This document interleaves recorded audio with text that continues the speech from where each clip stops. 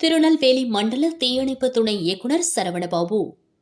இவரது அலுவலகம் புதிய பஸ் ஸ்டாண்ட் அருகே உள்ள MGOP காலனியில் உள்ளது. நேர்மையான அதிகாரியான இவரை லஞ்ச ஒழிப்பு போலீசில் சிக்க வைக்க தீயணைப்புத்துறையின் சில உயர் அதிகாரிகள் மற்றும் லஞ்ச ஒழிப்புத்துறை அதிகாரிகள் சிலரும் சதி திட்டம் தீட்டினர்.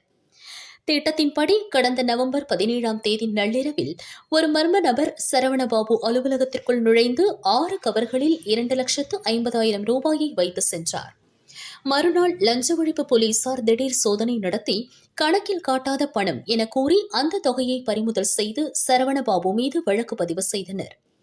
இந்நிலையில் நள்ளிரவில் மர்ம நபர் அலுவலகத்திற்குள் நுழைந்து பணம் வைக்கும் காட்சிகள் துணை இயக்குநர் அலுவலகத்திற்கு எதிர்ப்புறம் உள்ள வீட்டு CCTV கேமராவில் தெளிவாக பதிவாகியிருந்தது. இதையடுத்து சரவணபாபு திருநெல்வேலி மாநகர போலீஸ் கமிஷனர் சந்தோஷ் ஹதிமணியிடம் புகார் கூறினார்.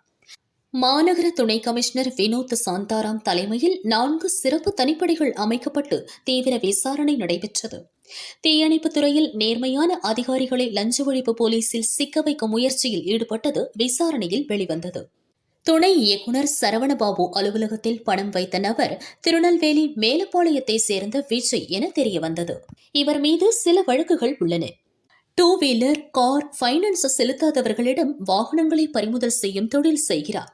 இவரிடம் பணம் கொடுத்து இச்செயலை செய்யும்படி கூறிய டவுன் பகுதியை சேர்ந்த ஒரு தீயணைப்பு வீரரும் தற்போது போலீசார் விசாரணையில் சிக்கியுள்ளார். இதேபோல் இந்த சம்பவத்தில் ஈடுபட்ட தூத்துக்குடி தீயணைப்பு வீரர் ஆனந்த் ஏற்கனவே கைது செய்யப்பட்டுள்ளார். இதில் தொடர்புடைய விஜய் மும்பை தாராவிக்கு தப்பி ஓடினார். திருநெல்வேலி மாநகர போலீஸ் தனிப்படையினர் மும்பை தாராவியில் பதுங்கியிருந்த விஜயை கைது செய்து நெல்லைக்கு கொண்டு வந்தனர். தொடர்ந்து கைது செய்யப்பட்டவர்களிடம் போலீசார் கிடுக்குப்பிடி விசாரணையில் ஈடுபட்டு வருகின்றனர்.